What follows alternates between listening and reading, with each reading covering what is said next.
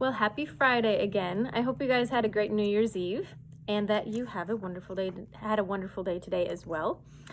We are continuing to read in Nutcracker by E.T.A. Hoffman, and we are in the part where, if you remember, Marie was kind of putting two and two together. She thinks she has an idea that Godfather Drosselmeyer is the same man as the clockmaker in his story, and that the Nutcracker is his nephew, right? So, and I realized last time I meant to go back to this picture so you guys can see. There are actually two pictures. One is when the boy is going to be cracking the nut, right? And out comes the mouse rinks, Dame Mouse Rinks. And this is our princess before she has been retransformed. The king and queen just sobbing and crying. And then the next picture we have here is after. We have, let's see here, put my finger there. So here he had done what he needed to do, but then he was changed to look like she had. And she said, no, go away, right? And down here we have Dame Mouse Rinks had perished because the boy had tripped and squashed the mouse, right? When he was walking backwards. Okay, so now let's get to the story, right? This chapter is called Victory. Not long afterwards, Marie was awakened one bright moonlit night by a strange noise coming from a corner of her room. It sounded as if a number of small stones were being thrown here and there. There was also a horrible cheeping and squeaking. What squeaks? Yeah, mice, right? Oh no, the mice! The mice are coming back again, Marie cried, terrified. She wanted to wake her mother, but suddenly the noises died away, and Marie felt frozen beneath her covers, unable to move a muscle. Just then she saw the mouse, the king of mice, emerging through a hole in the wall, gazing about with his glittery, beady eyes. His 7 crowns were gleaming. At last he entered the room and skittered about triumphantly, coming to a halt on the little table at the head of her bed. Goodness. Hee hee hee, now you have to give me your candy, your cakes, your marzipan, all your tasty little treats. If you don't, you may watch while I gnaw on your precious Nutcracker. Thus piped the Mouse King, hideously grinding and chattering his teeth. And then just as suddenly he jumped back through the hole in the wall and disappeared. Marie was so terrified by this threat that in the morning she was quite pale and could barely utter a word. 100 times she wanted to tell her mother or her sister, or at least Fritz, what happened. She stopped herself, thinking, of course, none of them would believe me. And do I really want to be laughed at? It was clear to her that in order to help Nutcracker, she would have to sacrifice all her sweets. So that evening, she spread them out at the bottom of the cabinet. The next morning, her mother said, I can't figure out how mice have suddenly gotten into the sitting room. Just look, Marie, they've eaten up all your candy. Not quite all the candy had been eaten. The Mouse King, who fancied himself a gourmet, hadn't found the marzipan quite to his taste. His sharp little teeth had gnawed it all around the edges, so what was left still had to be thrown away. Marie did not mind losing her candy. She was overjoyed to think that she had saved Nutcracker by giving it up. But imagine her despair when, that night, she heard again a squeaking and peeping in her ear. Alas, the Mouse King had appeared once more, and his eyes were glittering even more hatefully than the night before. Now he commanded Marie, give me your sugar dolls, you nasty little thing, or I'm going to chew up your Nutcracker. With that, the horrid gray Mouse King sprang away and disappeared again. Marie was disheartened. The next morning she went to the glass cabinet and looked mournfully at her sugar dolls. Dear readers, please believe that the most enchanting, artful little figures ever formed out of sugar paste belonged to Marie Stahlbaum. She had a very handsome little shepherd and shepherdess tending a flock of milk-white lambs, with a lively little dog jumping about them. There were also 2 postmen with letters in their hands, as well as 4 couples consisting of very well-dressed young gentlemen and ladies, all perched on a Russian seesaw. In addition, there were graceful dancers, a farmer with eyes fashioned from caraway seeds, and a brave Joan of Arc with sugar-glazed armor. Back in the corner, however, there was a rosy-cheeked little baby, and this was Marie's darling. Tears came to her eyes. "Oh, dear young Mr. Drosselmeyer," she cried, as she turned to Nutcracker. "There's really nothing I wouldn't do to help you, but this is very hard." Nutcracker looked at her so pitifully that Marie could almost see the Mouse King's 7 ugly mouths opening wide to swallow the poor young man. So that night she laid all her sugar dolls out in front of the cabinet, as she had done with the candy the night before. She kissed the shepherd, the shepherdess, and the lambs. At the very last she brought out the little rosy-cheeked baby, and she did put it well in the back of the rest. The caraway seed farmer and Joan of Arc were made to stand guard in the first row. "This is really getting to be a problem," Marie's mother said the next morning. "A huge and very hungry mouse must be living in the glass cabinet, for all Marie's nice little sugar figures have been nibbled and half eaten." Marie, who had come downstairs and seen the dreadful damage, could not hold back her tears. Soon, however, she was able to smile again, for she thought, "What does it matter as long as Nutcracker is safe?" What do you think? In the evening, Marie's mother told Dr. Stahlbaum and Godfather Drosselmeyer about the havoc some mouse was wreaking in the glass cabinet. "What a nuisance," her father declared emphatically. Here's a picture of the Mouse King as he comes to see Marie at night. Right.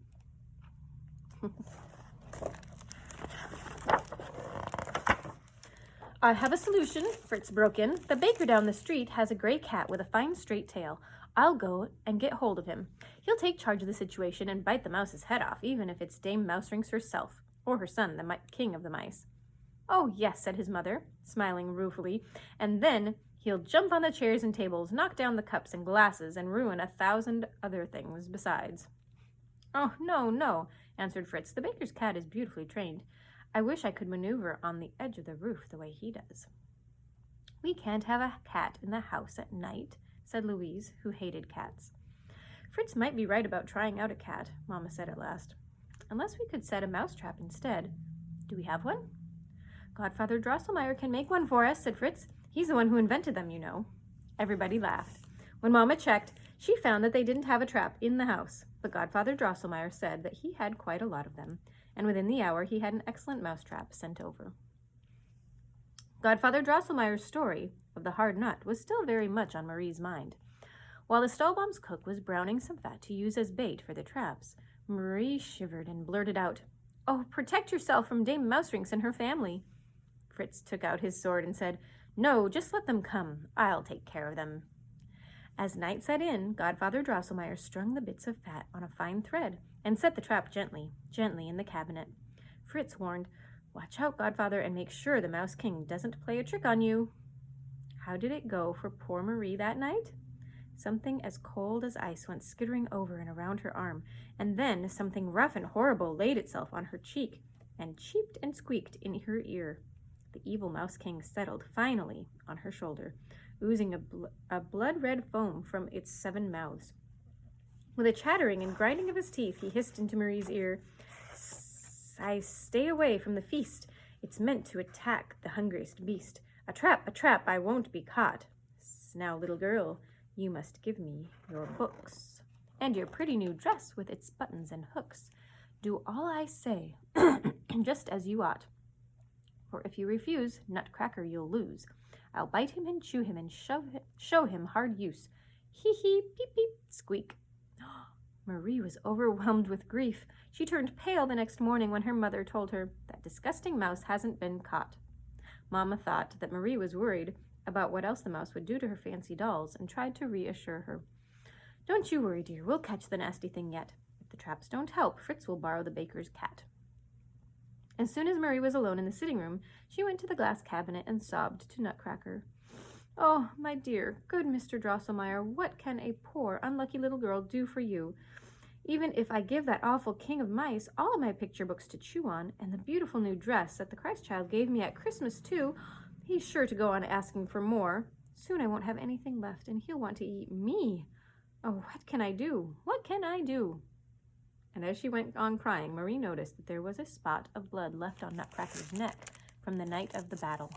Ever since she had realized that Nutcracker was really young Mr. Drosselmeyer, her godfather's nephew, she'd stopped carrying him in her arms and petting and kissing him. Indeed, she felt hesitant about touching him at all, for fear of seeming disrespectful. But now she took him carefully off of his shelf and wiped the blood away with her handkerchief. Imagine how she felt when she found that Nutcracker was growing warmer and warmer in her hand and beginning to move. She put him back on his shelf as fast as she could. His mouth began to wobble back and forth, and he managed, with great difficulty, to say, "Ah, dearest Mademoiselle Stahlbaum, most precious of friends, how can I ever thank you for all you've done? No, don't sacrifice any of your picture books or your pretty new dress for me. Just get me a sword. Yes, a sword. If you get me that, I'll take care of the rest." Even though as Nutcracker's speech died away, his eyes, which had been filled with sympathy, grew lifeless again. Marie felt an intense joy now that she knew a way to help Nutcracker without having to make any more painful sacrifices. But where on earth could she get hold of a sword? She decided to consult Fritz, of course.